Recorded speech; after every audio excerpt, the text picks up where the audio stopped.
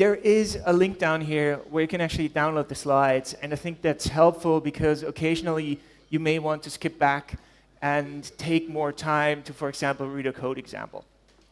So this is where you can download it or just look at the slides. All right, it's great to be here. So this is a bottom of a rhinoceros, and does everybody know that the rhinoceros is kind of the official JavaScript animal? Is that you? Okay, who knows it? Who knew about it? All right, cool. So, and they have nice bottoms. So this is one of them. And the thing with JavaScript is, originally it was just created as this tiny little companion language to Java, hence the name JavaScript. But eventually it was used for much more than it was originally created for, and now it's used in servers, it's used in robots, it's used for insanely big apps, it's used in various devices, and so on. So it's really amazing what people use JavaScript for these days. So, but the problem is, if it does all those things, it wasn't created for those things. So you want it to become better at those things. And that is kind of the plan for ECMAScript 6. And ECMAScript 6 is, so the current version of JavaScript is called ECMAScript 5. ECMAScript 6 is the next version, and in this talk, I'll talk about the goals for ECMAScript 6, the design process, how it was created. I'll talk about its features, and there'll be a lot of code examples. And I'll also tell you when you will be able to use it. Well, I kind of giving that one away with the title, but it's a bit spoilerish. So, first a little bit of background. There are a few important terms that you should be aware of when it comes to ECMAScript and JavaScript. So, who of you knows the difference between ECMAScript and JavaScript? So that's, I'm guessing like 25%, maybe 30%. And it's kind of unfortunate because you shouldn't have to know that. But both words fly around in this kind of information universe. And the thing is, the name of the programming language is JavaScript. But when it came to standardizing it, Sun and now Oracle, they had a trademark on the name JavaScript. So they couldn't call the official language JavaScript because there was a trademark.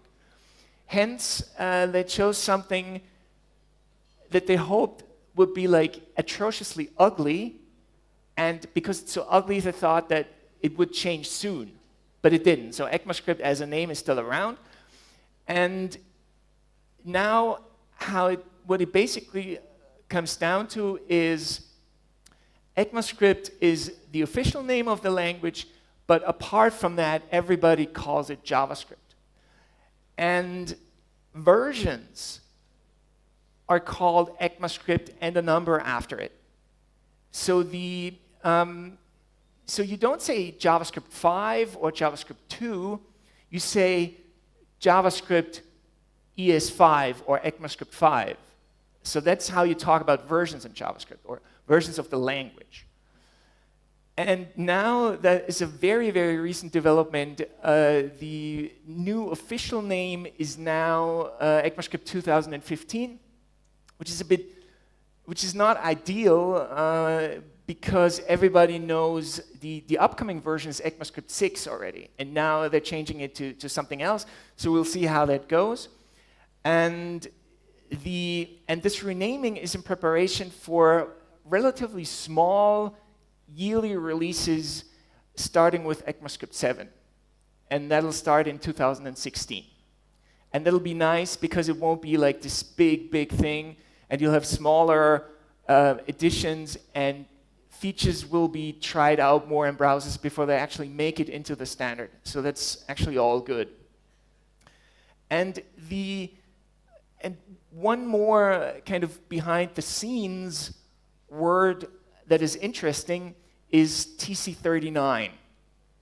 And that is a kind of a mysterious committee operating in the background. No. They're actually, the nice thing about this committee is that basically all of the stuff that they're doing is can be seen and looked into on the web.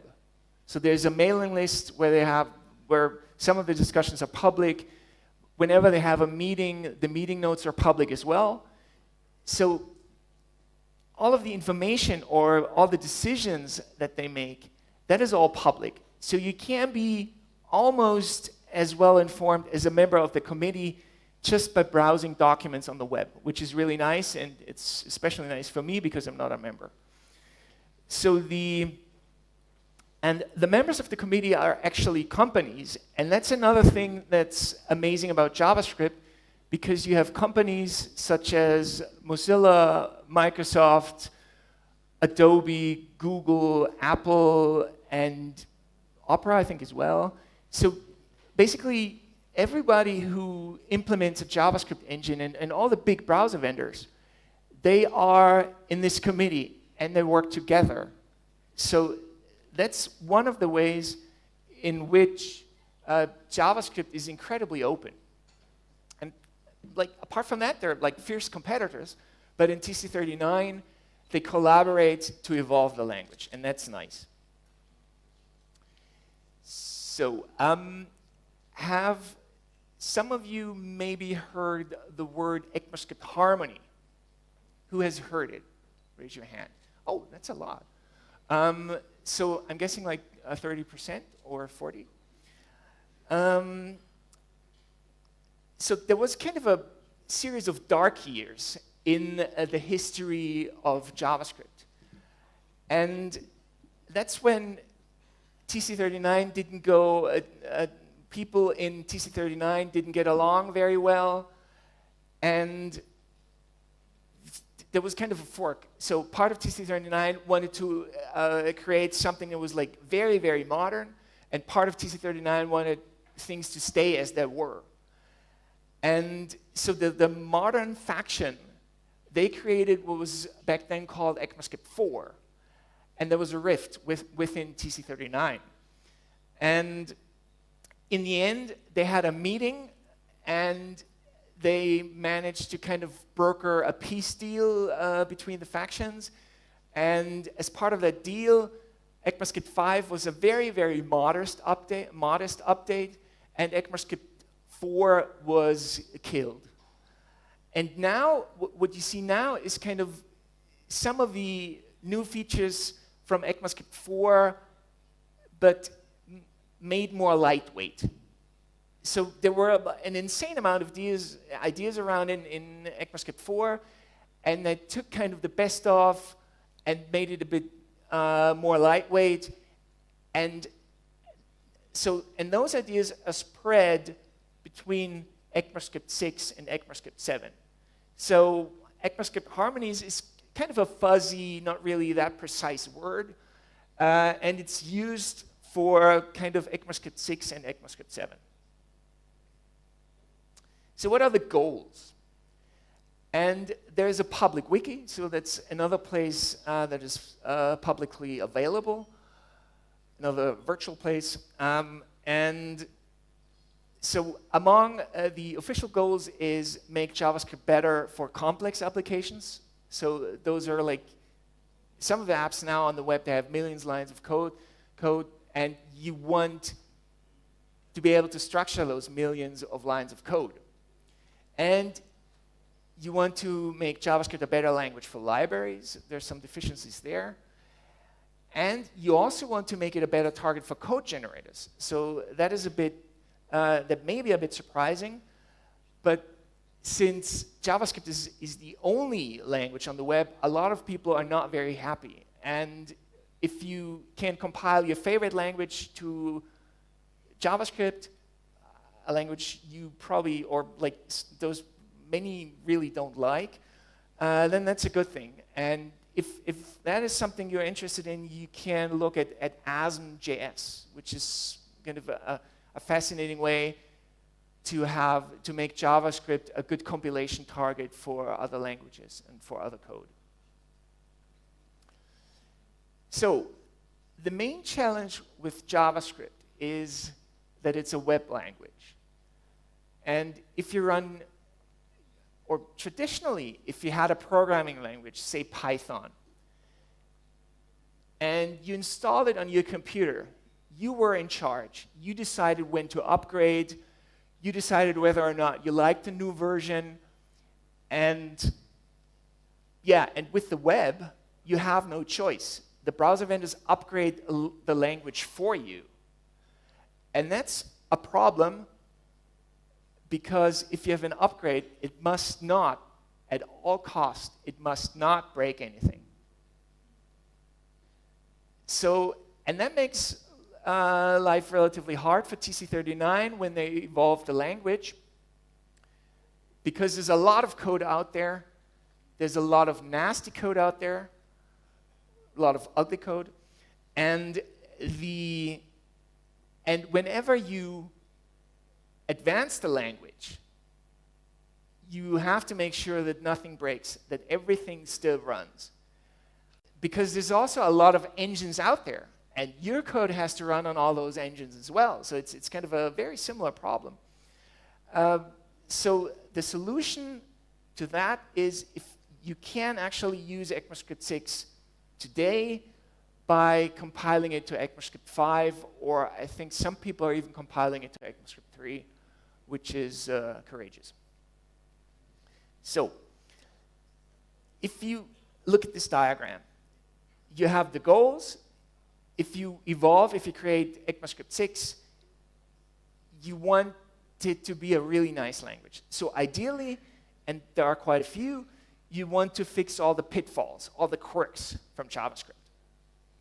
And so you want to clean up the language, and in addition, you want to add new features. But that conflicts with fixing the pitfalls. That conflicts with not breaking existing code. And adding new features, that kind of may conflict with not breaking existing code, but that's a relatively safe way of evolution.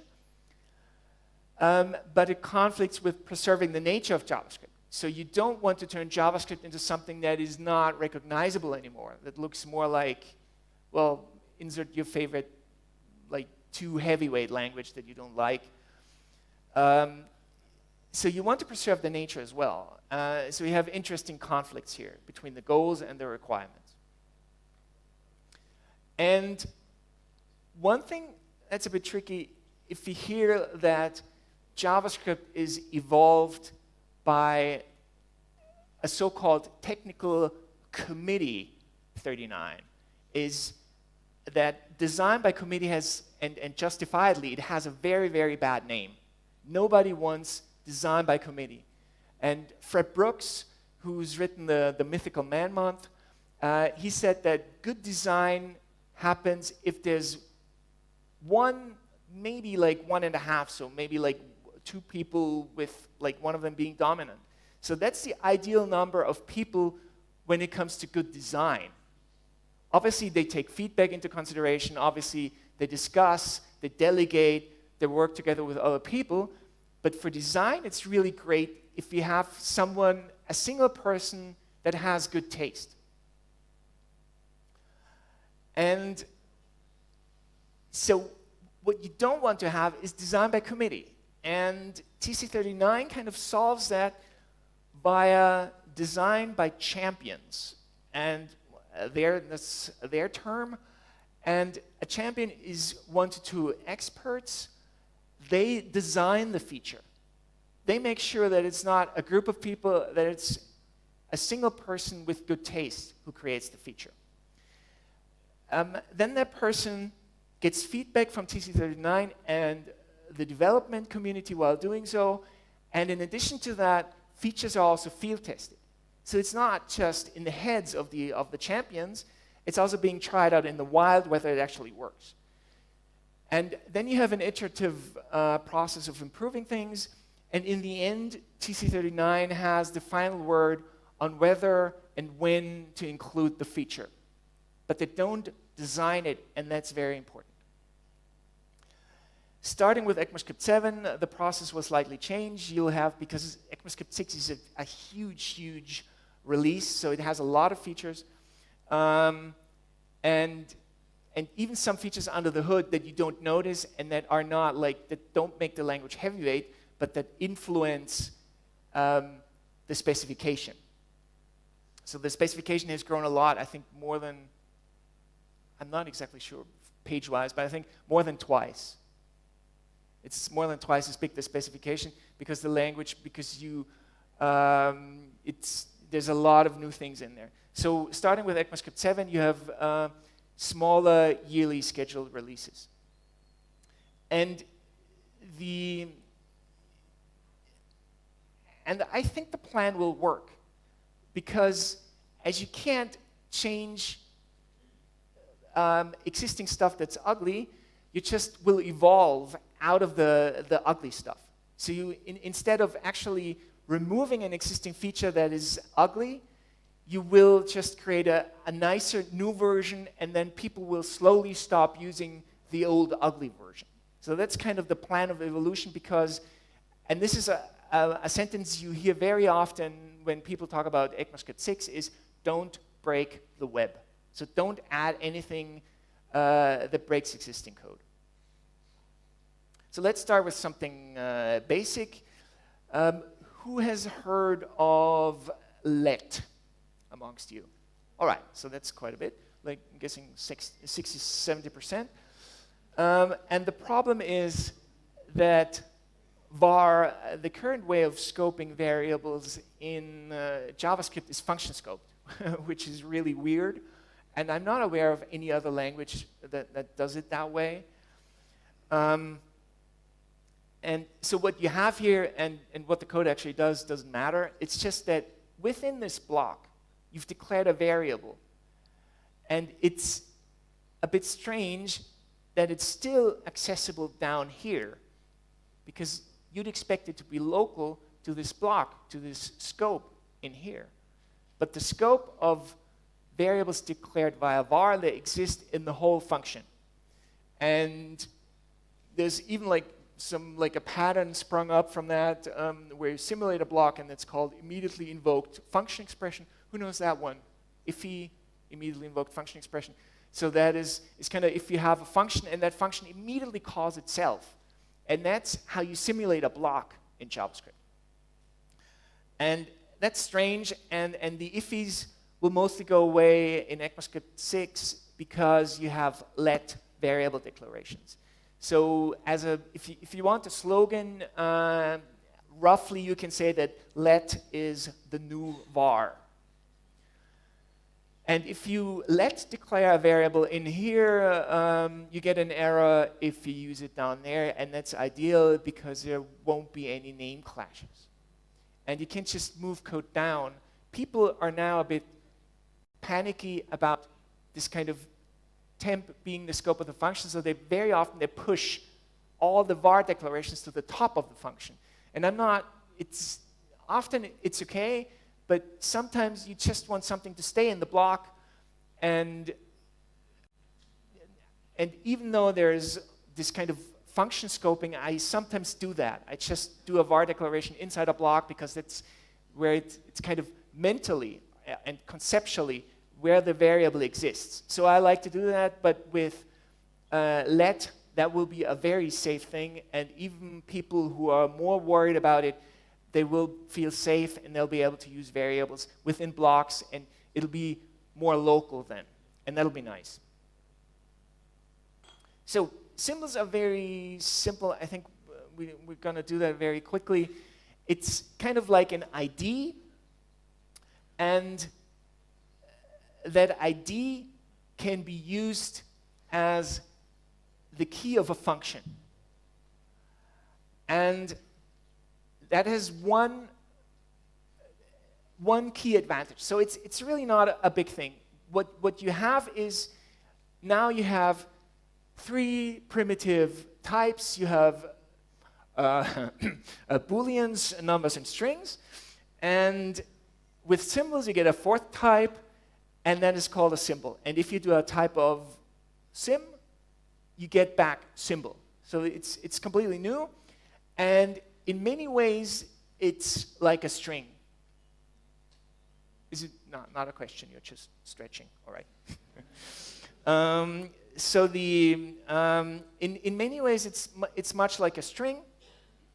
And here you create a symbol you call a function. You make a function call, and then you use the symbol as a property key, and you assign it a function, and then you can do a method call. So any idea why you'd want to do that? It's kind of... Pardon me? Yeah, so I call it extensibility. So because at the moment, if the system adds new methods, for example, a standard method is toString. So every object, or like 99% of the objects, have a method toString, and that produces a string representation of an object. But now, if you want to introduce something now that is like toString, you can't do that because, or it's really hard because there's so much code out there. And if you call it, they tried adding values to arrays, and that clashed with existing code. So that values was a problem because people had already used that as a property name. And with symbols, you could as well like use a string and generate a unique identifier, and that'd be a long string of possibly hexadecimal digits. You could do that in order to avoid clashes.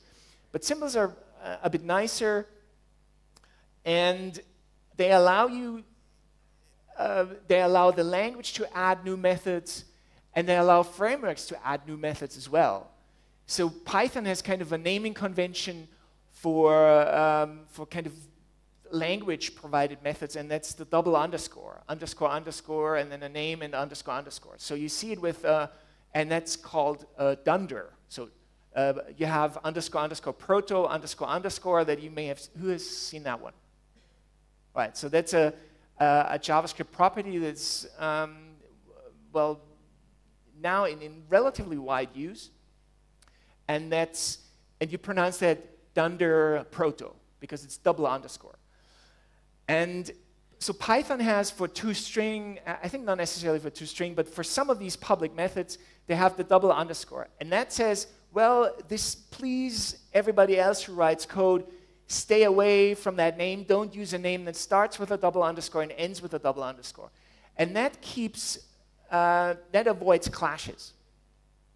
But then you have a problem if you write your own framework and you want to add your own toString. And then you can't use the double underscore because you may clash with the language one day. And that's why symbols are really, really nice. So they are not really that big of a deal. They're basically like strings, especially internally. But they avoid name clashes. And there are even on symbol dot, or on the symbol global object, there are several public symbols that, well, give you a list of symbols that you can use to add new features to your objects. And one of them is symbol.iterator. And we will use that later. And that's really cool because you can make your objects iterable.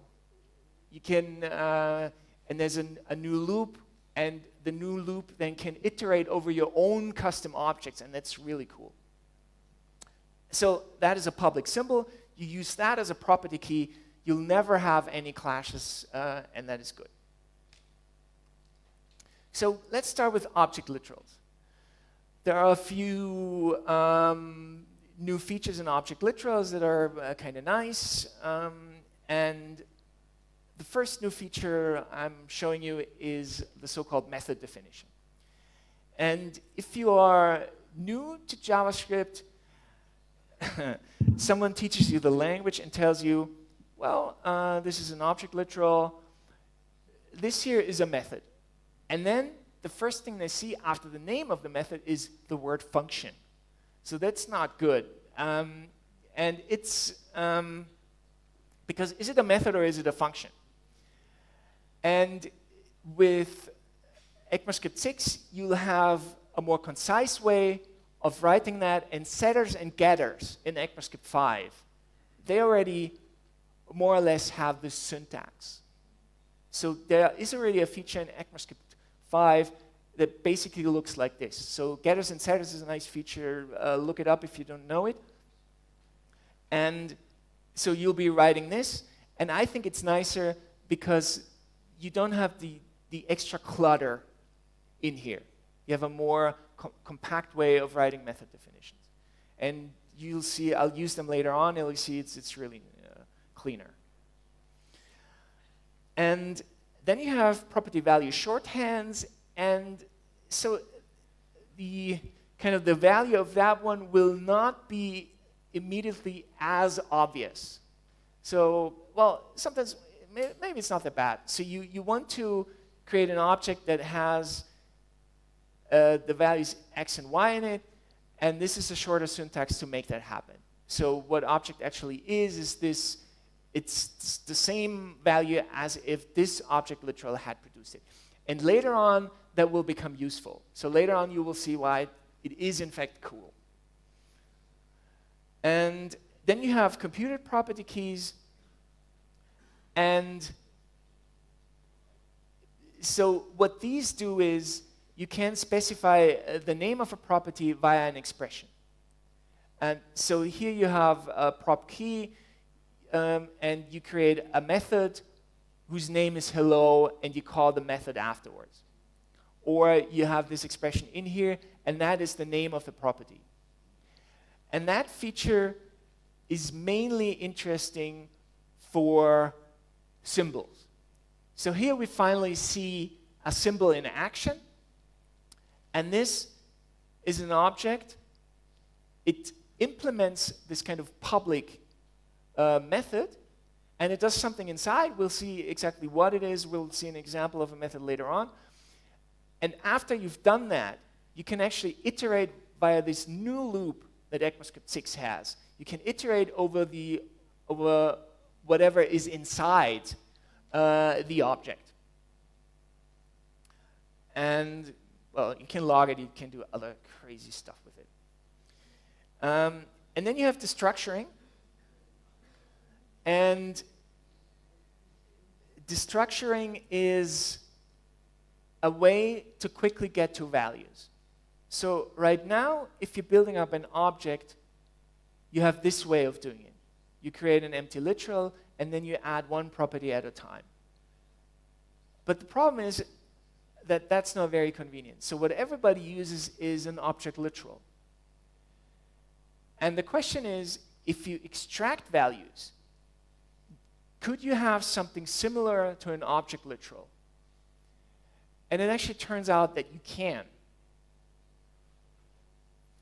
And so this is how it goes. The object is created like this. So that is constructing a value. And this is destructuring, because then you extract the value of the property first and the value of the property last from object. So F will be Jane, and L will be Doe. So it's kind of like having like something transparent put over it, and you check what the whole maps to. And that can be used for variable declarations, for assignments. So here it was used for a variable, for a let variable declaration. It can be used for assignments, and it can be used for parameter definitions, where it is especially nice. And we'll see that promptly. So here you've seen destructuring for an array. For an object, you extract two properties from an object. But destructuring also works for arrays. And this is already like a first little trick.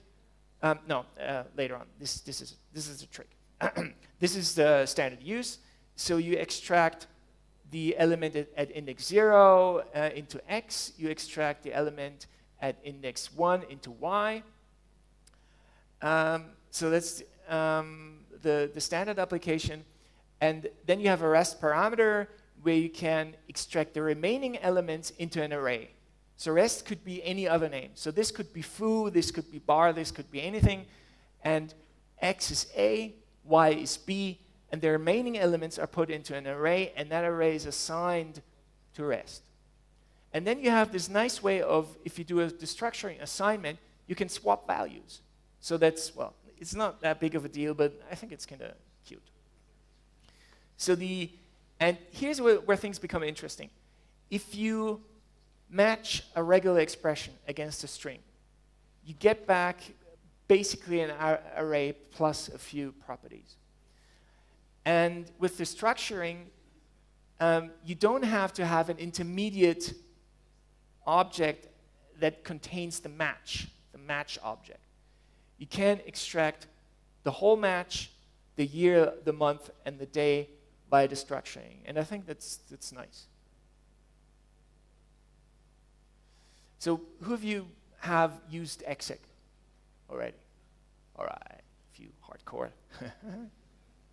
But one day you'll use it and then you'll be happy that destructuring exists. And I'm looking at the clock. Okay, we have a few more minutes.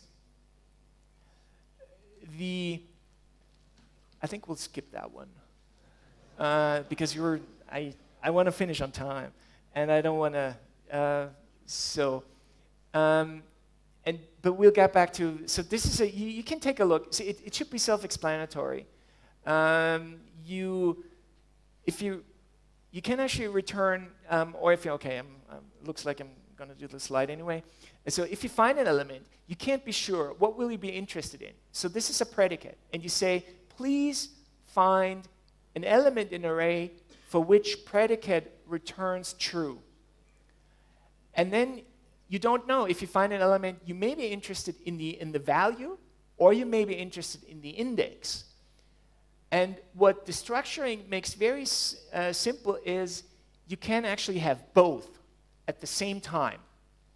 So here you use destructuring and this kind of short syntax for an object literal on the left-hand side. So it's object literal syntax is destructuring. And here was returned either that one is returned or an element, and an index is returned if something was found. And you can actually have both. So you can have an element and an index at the same time. This is a predicate that says, I want to find the first even number, and you can have both. And the nice thing is, you can swap them, because it's just order doesn't matter. It's kind of an object literal context. And you can also choose to only use one of the two. If you're only interested in the element, you can make it happen, and you just get the single property element, and here you just get the single property index. You don't get both properties. So that's a very compact way of making a single method do two things, and that shows you that destructuring is kind of nice to have. And you may have to look at it a little bit longer until it makes sense, but it's a very compact way of expressing things. And parameter handling has received an upgrade as well. So you finally get default values, which is cool, and if y is present, it gets the value 2 in this example, and if in the second example, both x and y are missing, and x, as usual, gets the value undefined, but y gets the default, the string default. So that helps with application code. It makes it a bit nicer. REST parameters are something we've seen in destructuring, and you just get the remaining parameters. And there are a few functions where that is nice, where it says, so you get the argument at position 0, and then the remaining parameters are put into an array. And what it also lets you do, you won't need arguments anymore. Because if it's just the triple dot and the others, if there's no arg0, then that's the same as arguments. And you get an array. You don't get this weird kind of almost like an array thing that is arguments. So, and it's explicit as well. So if a function has only like the triple dot and the name of a parameter, then it's, you can immediately see that the person who wrote the function is interested in all parameters and that they want to have them all in an array and to examine the array afterwards. And name parameters, I think this is going to be the last feature before the break, or the second to last. So name parameters are nice because who knows what they are? Who have used, because you can't pass, if you call a function, you can't pass parameters by a position. So you can say foo, then an open parenthesis, and then 1, 2, 3. So that's via position. But you can also give them names. And a few languages, or quite a lot of languages actually allow you to do that, and Python is one of them, Ruby is one of them, Common Lisp and many others. Smalltalk is all about labeled parameters, for example. And ECMAScript 6 doesn't give you that, but it gives you something that is basically as good, and it says it uses destructuring. So this is a function that accepts one positional parameter, the first one, and then several name parameters. And this is, well, as we've seen, it's an abbreviation. And what you call that function with is an object literal. And that gives each parameter a label. And there's already a lot of code out there that uses this pattern, especially like jQuery and others. I think Crockford recently said that that's kind of the main way he writes functions these days. But the cool thing now is that by destructuring, you can immediately get into the inside of this object in here. And you get to opt1 and opt2 right away, and then you can do something with them. So this is basically as good as built-in name parameters, and I think long-term, engines can even optimize that so that no intermediate object is created, because it's not really needed. You know statically, you know at compile time that the A goes into opt1, and the B goes into this variable, into this parameter. And you can optimize the intermediate object away, and then you have nice familiar syntax, so you're not adding something new to the language, but it's still very compact. So that's, I think, one of several things why destructuring is cool. And then there's the spread operator, which looks exactly like the rest parameter operator, and that lets you turn an array into arguments. And so what you can do is math_max returns the maximum among a variable amount of parameters, and which is kind of silly because usually you want it more for you. If you already know like kind of what your parameters are, then it's just computing the maximum is just not as interesting. And max would be much more interesting for arrays. And thanks to the spread operator, you can turn this array into arguments. And now you're kind of using apply to make that happen, but it's always a bit ugly. So this is really nice. And for push as well, push is an arbitrary amount of parameters, of arguments, and this allows you to push a whole array into another one. So here we're pushing array 2 into array 1, and, well, you have to believe me kind of here, it works. And the nice thing about spread is that it also works with constructors, and apply doesn't work with constructors. So, and it even works with arrays, so you can also turn arrays into elements of an array, and that means that you can insert it in here. And it gives you a nice way to concatenate. So if you have 3 arrays, x, y, in Z, or Z as the British say, then you can concatenate these three arrays into the combined array X, Y, Z. And it also allows you to, anything that's iterable can be turned into an array. Set is iterable, and you can turn an array, a set into an array. So it has a few uses, and I like it. All right, see you after the break with arrow functions.